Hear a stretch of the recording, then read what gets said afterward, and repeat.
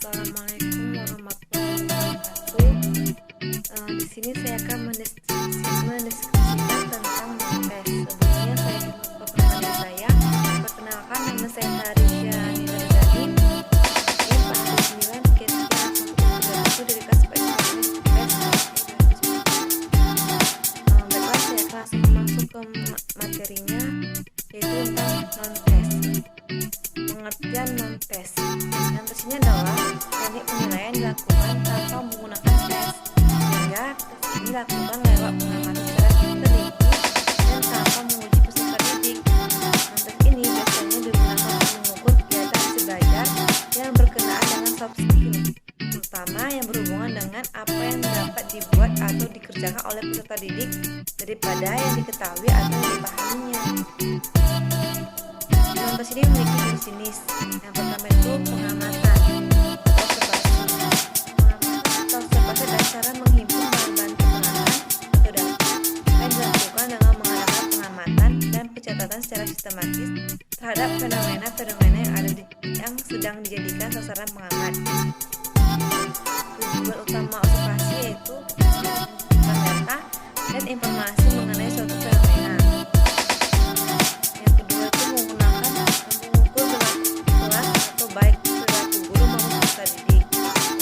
Peserta didik dan guru, dan faktor-faktor yang dapat diamati lainnya, terutama kecakapan sosial atau social skill. Yang terakhir adalah menilai tingkah laku individu, proses yang terjadi dalam situasi sebenarnya maupun situasi yang sengaja dibuat. Observasi juga memiliki karakteristik. Yang pertama itu mempunyai arah dan tujuan yang jelas. Yang kedua bersifat ilmiah, yaitu dilakukan secara sistematis, logis, kritis, objektif, dan rasional. Yang ketiga, terdapat berbagai aspek observasi. Yang keempat, penggunaannya. Jika kita melihat dari kerangka kerjanya, observasi dapat bedakan menjadi dua, yaitu pertama, observasi berstruktur, yaitu semua kegiatan guru sebagai observer telah ditetapkan terlebih dahulu berdasarkan kerangka kegiatan yang berisi faktor yang telah diatur kategorisasinya. Yang kedua itu observasi tak berstruktur, yaitu semua kegiatan guru sebagai observer tidak dibatasi oleh suatu kerangka kerja yang pasti dan dapat yang kita lihat dari teknik pelaksanaannya. Observasi ini ditempuh melalui 3 cara. Yang pertama, observasi langsung, yaitu observasi dilakukan secara langsung terhadap objek yang diselidiki. Yang kedua, observasi tidak langsung, yaitu observasi dilakukan melalui perantara baik teknik maupun alat tertentu. Yang ketiga, observasi partisipasi, yaitu observasi yang dilakukan dengan cara ikut ambil bagian atau melibatkan diri dalam situasi objek yang diselidiki. Pengamatan atau observasi ini memiliki kelebihan dan kelemahan, yaitu kelebihan yang pertama, observasi merupakan alat untuk mengamati berbagai macam fenomena. Yang kedua, observasi cocok untuk mengamati perilaku peserta didik maupun guru yang sedang melakukan kegiatan. Yang ketiga, banyak hal yang dapat dilakukan dengan tes, tetapi lebih tepat dengan observasi.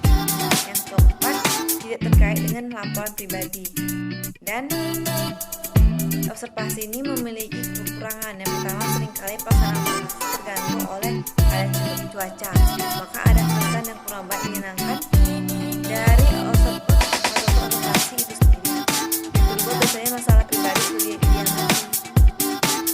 Yang ketiga, jika yang diamati memakan waktu lama, maka observasi sering menjadi jenuh. Dan observasi atau pengamatan ini memiliki langkah-langkah penyusunan. Yang pertama itu merumuskan tujuan observasi. Yang kedua itu membuat layout atau kisi-kisi observasi. Yang ketiga, menyusun pedoman observasi. Yang keempat, menyusun aspek-aspek yang akan diobservasi. Yang kelima, melakukan uji coba pedoman observasi untuk melihat kelemahan-kelemahan pedoman observasi. Yang keenam, merevisi pedoman observasi berdasarkan hasil uji coba. Yang ketujuh, melaksanakan observasi pada saat kegiatan berlangsung. Dan yang terakhir adalah mengolah dan menghasilkan hasil observasi. Lalu kita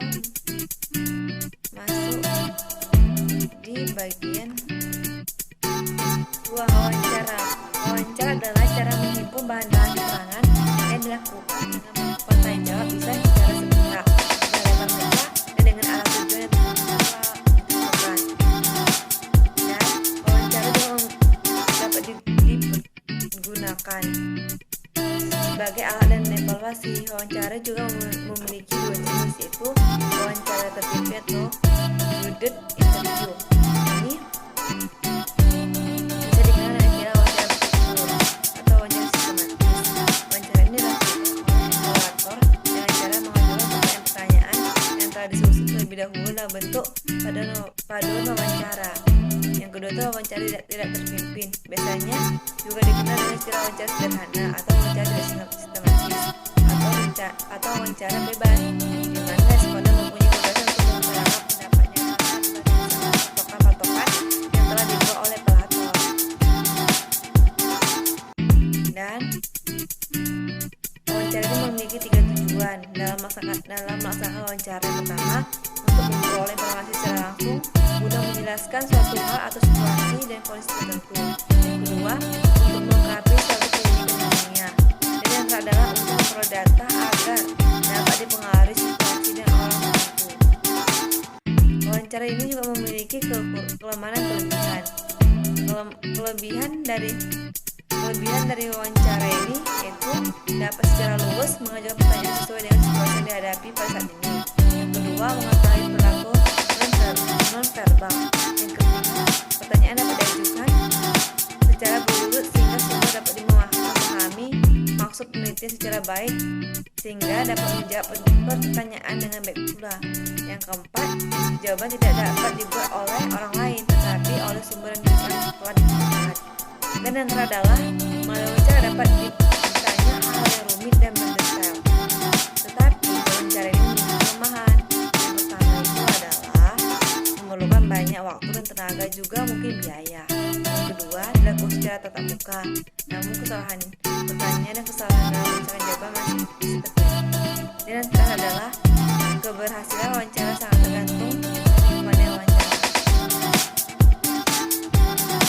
3. Angket ada suatu daftar pernyataan yang harus diisi oleh seseorang yang akan diukur atau responden. Ada tujuan pengembangan angket itu pertama mengumpulkan informasi sebanyak mungkin dari siswa tentang pelajaran matematika. Yang kedua, membimbing siswa untuk lebih efektif sampai tingkat pengetahuan tertentu. Yang ketiga, mendorong siswa untuk lebih kreatif dalam belajar. Yang keempat, membantu anak yang lemah dan dalam belajar. Yang kelima, untuk mengetahui kesulitan siswa dalam pembelajaran matematika. Dan kuesioner ini memiliki jenis-jenis. Yang pertama itu kuesioner dari segi isi. Ini dapat dibedakan menjadi 4 bagian. Yang pertama itu pernyataan fakta. Adalah pernyataan yang menanyakan tentang fakta antara lain seperti jumlah sekolah, jumlah jam belajar, dan lain-lain. Yang kedua itu pertanyaan perilaku. Pertanyaan perilaku itu apabila guru menginginkan perilaku seseorang siswa dalam kegiatan sekolah atau dalam proses belajar mengajar. Yang keempat, pertanyaan informasi adalah apabila melalui instrumen ini guru ingin mengungkapkan berbagai informasi atau menggunakan kalimat. Dan yang terakhir adalah pertanyaan pendapat dan sikap adalah skill sebenarnya berkaitan dengan perasaan, kecakapan, predisposisi, dan nilai-nilai berhubungan dengan objek yang dinilai. Yang kedua itu kuesioner dari jenisnya yang dibedakan menjadi 2. Yang pertama itu tertutup, yaitu kuesioner yang alternatif jawaban sudah ditentukan terlebih dahulu. Yang kedua terbuka. Kuesioner ini memberi kesempatan pada siswa untuk mengungkapkan pendapatnya tentang sesuatu yang ditanyakan sesuai dengan pandangan dan kemampuan. Dan yang terakhir tertutup dan terbuka. Kuesioner ini merupakan gabungan dari kedua bentuk yang telah dibicarakan. Lalu yang ketiga adalah kuesioner dari segi yang menjawab, dibedakan menjadi 2 kuesioner langsung dan kuesioner tidak langsung. Kuesioner langsung adalah kuesioner yang dilakukan dijawab atau diisi oleh individu yang akan diminta keterangannya. Kuesioner tidak langsung yaitu kuesioner yang isinya orang lain diminta keterangannya. Dan keempat itu kuesioner dari sisi bagaimana kuesioner ini diadministrasikan pada respon dapat dibedakan menjadi 2, yaitu kuesioner yang dikirim yaitu mail kuesioner dan kuesioner yang dapat dibagikan langsung pada responder. Dan angket ini memiliki kelemahan dan kelebihan.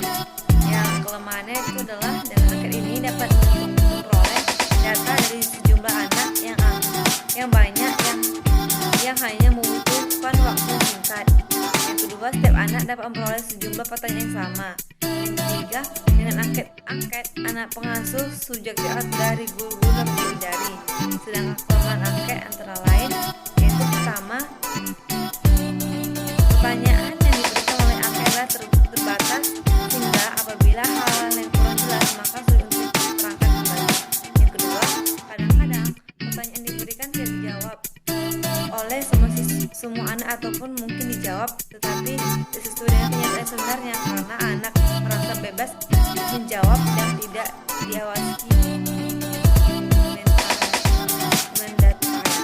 Dan adalah ada kemungkinan angket diberikan tidak mencukupi semua sebab banyak anak yang merasa kurang puas perlu hasil dari angket yang diterima sehingga tidak memberikan kembali angketnya. Dan contohnya bisa kalian lihat di internet guys. Mari kita lanjut ke pemeriksaan dokumen atau dokumentasi analisis. Evaluasi mengenai kemajuan perkembangan atau kebersihan belajar peserta didik tanpa menguji atau teknik non-tes juga dapat dilengkapi atau diperkaya dengan cara melakukan pemeriksaan terhadap dokumen-dokumen. Misalnya, dokumen yang mengandung informasi mengenai riwayat hidup atau seperti kapan-kapan dan di mana peserta didik, agama janut, kedudukan anak di dalam keluarga dan sebagainya.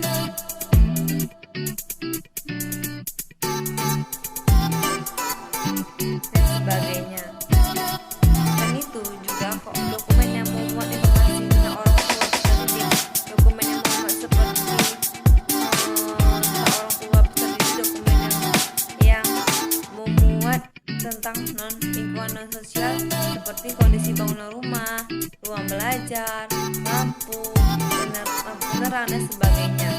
Beberapa informasi baik mengenai peserta didik atau orang tua sekitar sini bahwa tidak mungkin pada saat tertentu saat dibutuhkan sebagai bahan pelengkap bagi peserta didik dan melakukan evaluasi hasil belajar terhadap peserta didiknya. Dan yang terakhir adalah studi kasus atau kas studi.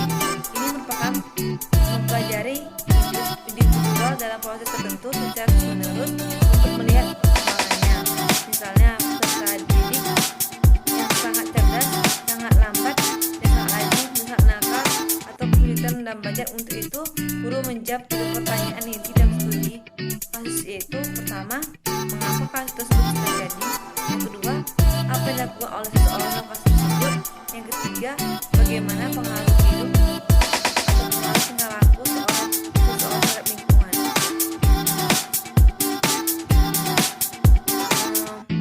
Dalam studi kasus ini sering digunakan untuk evaluasi, bimbingan dan penelitian. Studi ini menyangkut integrasi dan penggunaan kalimat dan komprehensif tentang peserta didik sebagai suatu berdasar untuk melakukan diagnosis dan mengaplikan tingkah laku peserta didik tersebut. Dalam melakukan studi kasus, guru harus terlebih dahulu mengumpulkan data dari berbagai sumber dengan menggunakan berbagai teknik dan alat mengumpul data. Salah satu alat yang digunakan adalah depth interview, yaitu melakukan wawancara secara pendiam di data yang diperlukan antara lain yaitu latar belakang kehidupan, latar belakang keluarga, kesanggupan dan keburukan, perkembangan kesehatan dan sebagainya.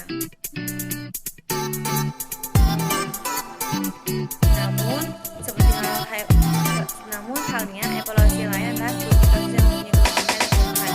Kelebihannya adalah dapat mempelajari seseorang secara dalam dan komprehensif sehingga karakternya dapat diketahui selengkap-lengkapnya. Sedangkan kelemahannya adalah hasil studi kasus tidak dapat digeneralisasi, melainkan hanya berlaku seperti itu saja. Sekian dari saya.